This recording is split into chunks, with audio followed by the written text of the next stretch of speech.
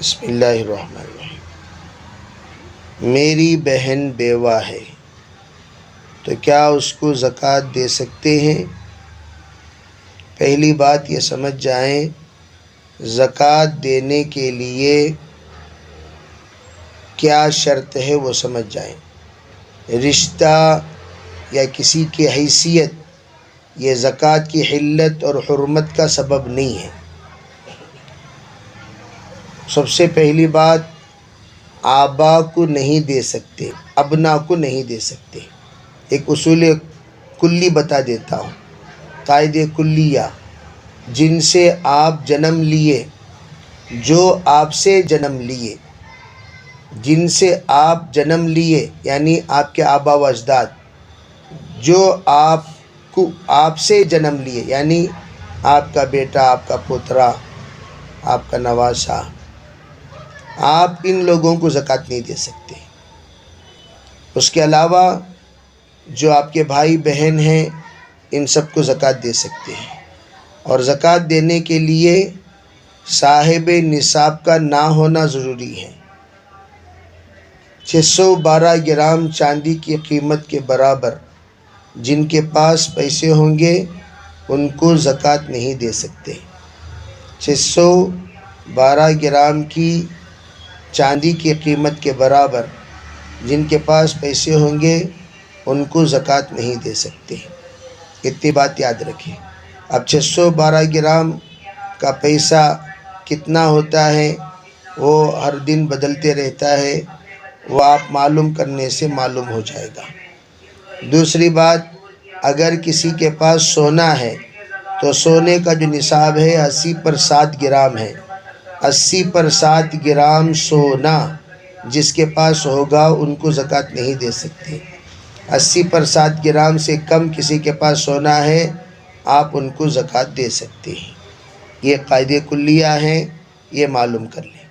دوسری بات، اگر شوہر غریب ہے، بیوی مالدار ہے تو بیوی شوہر کو بھی زکوٰۃ دے سکتی ہے۔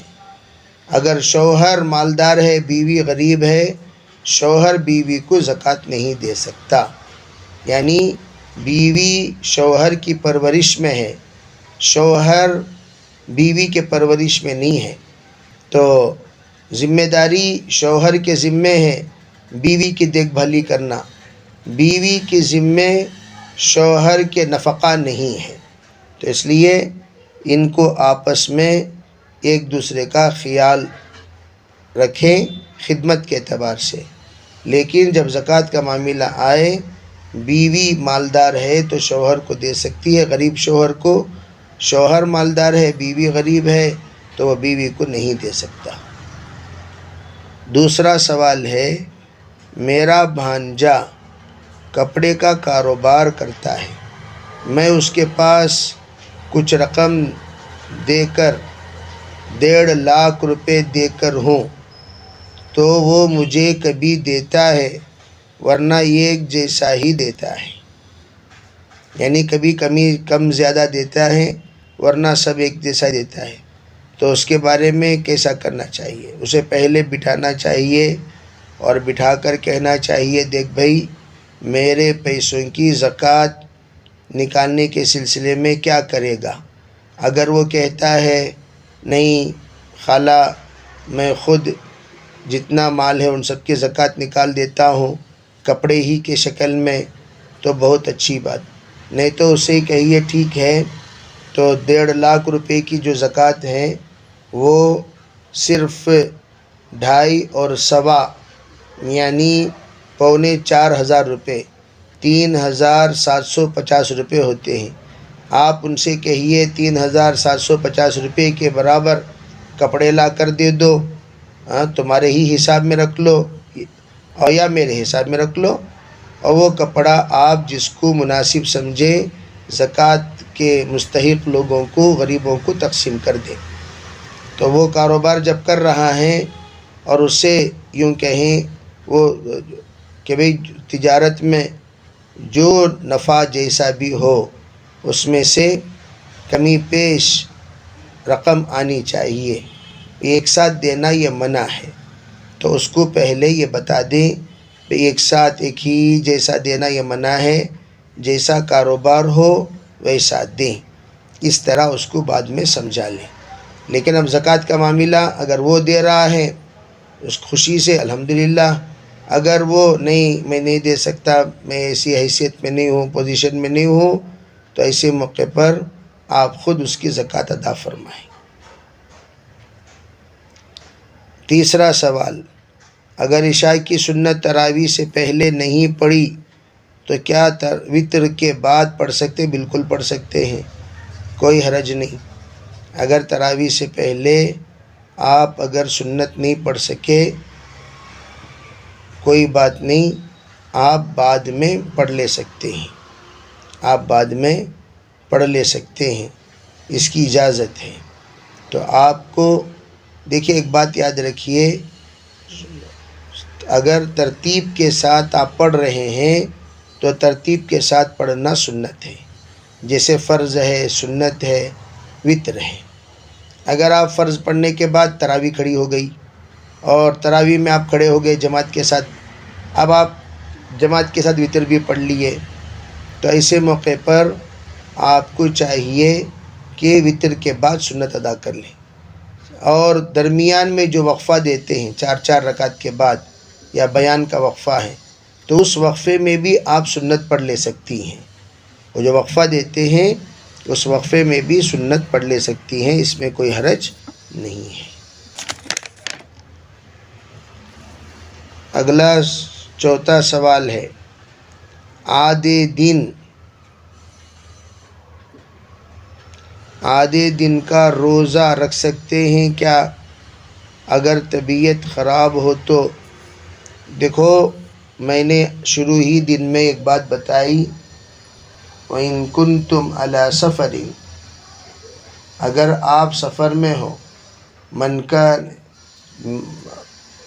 كان منكم مريضا او على سفر فعدة من ایام اخر، قرآن پاک میں اس بات کی اجازت دی گئی ہے کہ اگر تم میں سے کوئی مریض ہو یا سفر میں ہو تو دوسرے دنوں میں اس کو پورا کر لیا کریں۔ دوسرے دنوں میں اسی وقت میں نے یہ بتایا تھا کہ مریض کو چاہیے کہ رمضان المبارک کا ادب کرتے ہوئے کیا کریں؟ رمضان المبارک کا ادب کرتے ہوئے روزہ رکھ لیا کریں، اس لیے کہ قرآن کیا کہتا ہے؟ قرآن کہتا ہے من شہد منکم الشہر فلیصم، جو تم میں سے رمضان المبارک کا مہینہ پائے اس کو چاہیے کہ روزہ رکھ لے۔ اگر وَمَنْ كَانَ مِنْكُمْ مَرِيضًا أَوْ عَلَى سَفَرٍ فَعِدَّةٌ مِّنْ أَيَّامٍ أُخَرَ، اگر تم میں سے کوئی مریض ہو یا سفر میں ہو تو دوسرے دنوں میں قضا کر لے۔ تو علماء فرماتے ہیں جتنے مریض ہیں سب کے سب سحری کریں، سحری کرنے کے بعد جتنا ان کے دم میں دم ہے اتنی دیر تک روزہ رکھیں، بعد میں روزہ کھول لے سکتے ہیں۔ اگر 10 بجے، 11 بجے، 12 بجے، 2 بجے تک وہ روزے کو تھام سکتے ہیں تو تھام لیں، پھر اس کے بعد روزہ افطار کر لیں۔ اللہ تعالیٰ نے قرآن پاک کی اسی آیت میں ایک بات یہ بھی فرما دی کہ دیکھو ذرا میرے بندوں سے یہ بھی کہہ دو کہ اگر تم لوگ روزہ رکھ لیتے ہو تو یہ زیادہ بہتر ہوگا، یہ زیادہ بہتر ہوگا۔ کیا کہا؟ وَأَن تَصُومُوا خَيْرٌ لَكُمْ إِن كُنتُمْ تَعْلَمُونَ، اگر تم لوگوں نے روزہ رکھ لیا یہ بہتر ہوگا، یہ بہتر ہوگا۔ کیوں کہا؟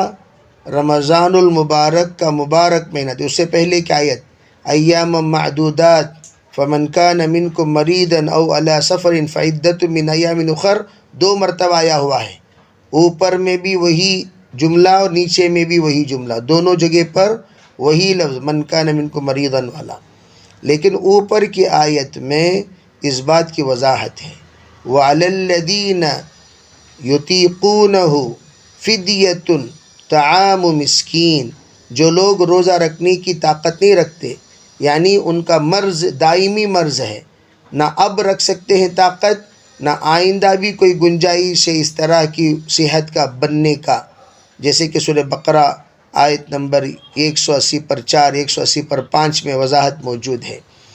تو اللہ نے کیا فرمایا؟ یوں کہا فمن وہ کریں کیا؟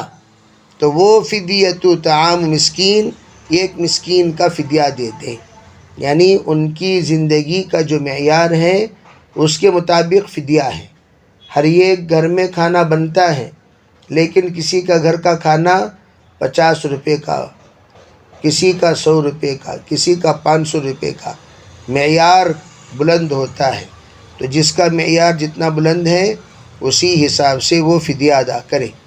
میں اسی کا حساب لگا کر بتایا کرتا ہوں، بالکل کم حیثیت کے ہیں 80 روپے دیں، اس سے ذرا زیادہ 150، اس سے ذرا زیادہ 250، اس سے ذرا زیادہ 350، اس سے ذرا زیادہ 450، اس سے بھی ماشاءاللہ اللہ نے ان کی زندگی کا معیار اتنا بنایا، ماہانہ خرچہ 25,000 سے 50,000 تک ہے، تو وہ اپنے روزے کا 750 روپے کا فدیہ ادا کرے۔